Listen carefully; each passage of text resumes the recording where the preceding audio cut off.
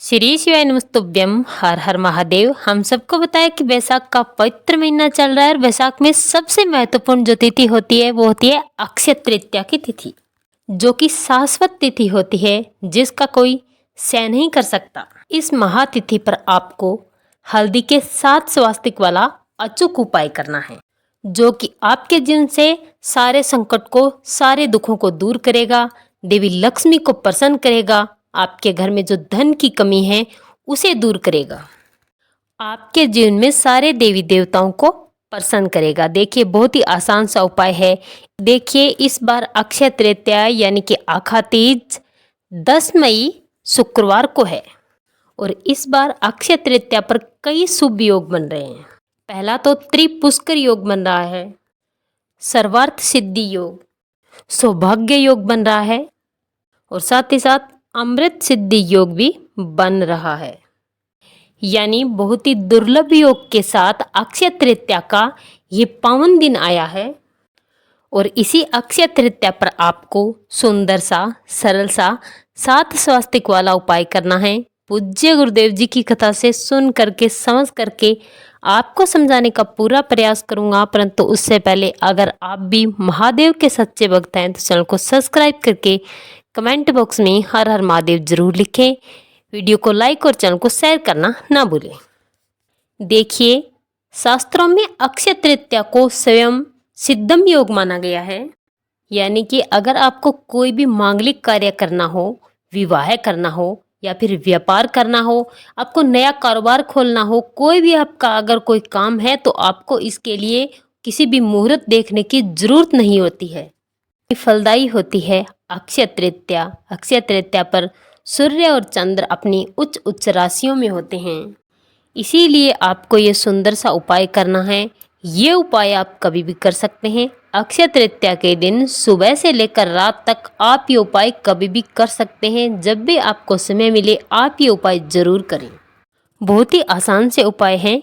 देखिए, चलिए बात करते हैं उपाय की आपको करना क्या है। इसके लिए आपको लेनी है 1 चुटकी हल्दी और हल्दी के आपको स्वास्तिक बनाने हैं।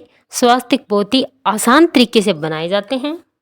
स्वास्तिक बनाते समय आपको लाइनों को क्रॉस नहीं करना है, आपको अलग अलग लाइनें बनानी है। स्वास्तिक बनाते समय आप इस बात का विशेष ध्यान रखें कि एक दूसरी लाइन को काटे नहीं, इसलिए आप वीडियो को पूरा देखें, तभी आप स्वास्तिक बनाने का तरीका समझ पाएंगे।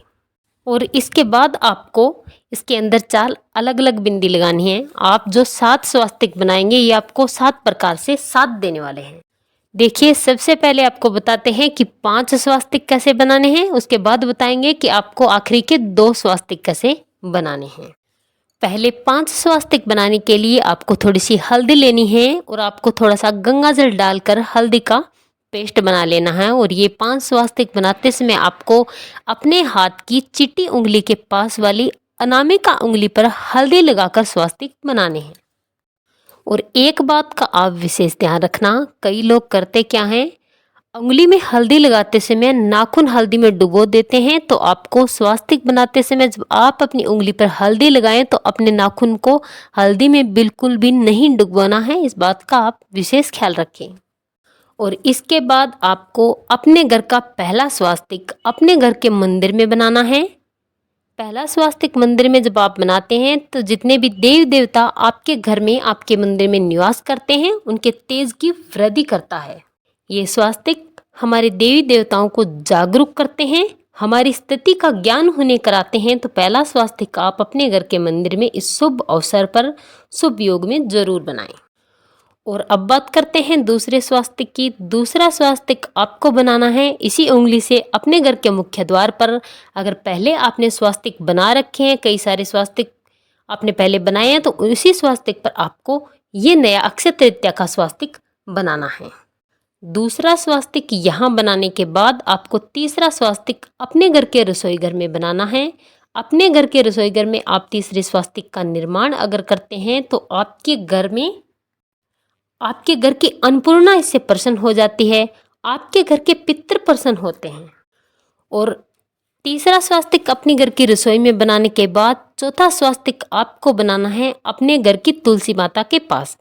आपके घर में जो तुलसी माता है तो उस तुलसी माता के पौधे के पास या फिर उस गमले पर या फिर उसके पास कोई दीवार है तो वहाँ पर चौथा स्वास्तिक बनाना है। एक बात का विशेष ध्यान रखें, इस बार की अक्षय तृतीया शुक्रवार के दिन है। शुक्रवार का दिन माता लक्ष्मी को समर्पित होता है, इसीलिए आप ये स्वास्तिक भगवान नारायण और माँ लक्ष्मी को समर्पित करते हुए बनाएं। इससे आपके घर में धन की कमी कभी नहीं होगी। बहुत ही अचूक उपाय है ये स्वास्तिक वाला, आप चूके नहीं, जरूर करें। और इसके बाद पांचवा स्वास्तिक आपको अपने घर की तिजोरी पर बनाना है। जहां आप अपना धन रखते हैं वहां पर आपको ये स्वास्तिक बनाना है। तो इस प्रकार से आपने 5 स्वास्तिक का निर्माण कर दिया। अब बचते हैं 2 स्वास्तिक। अब बारी आती है छठे स्वास्तिक की। इसके लिए आपको जाना है अपने घर के पूजा घर में और आपको लेनी है एक थाली। इस थाली में आपको एक स्वास्तिक बना देना है और इस स्वास्तिक के आसपास आपको एक एक डंडा बड़ा लगाना है और उसके अंदर उससे थोड़ा सा छोटा एक एक डंडा और लगाना है। यानी एक स्वास्तिक बनाकर आपको एक बड़ा और एक छोटा डंडा स्वास्तिक के आसपास लगा देने हैं।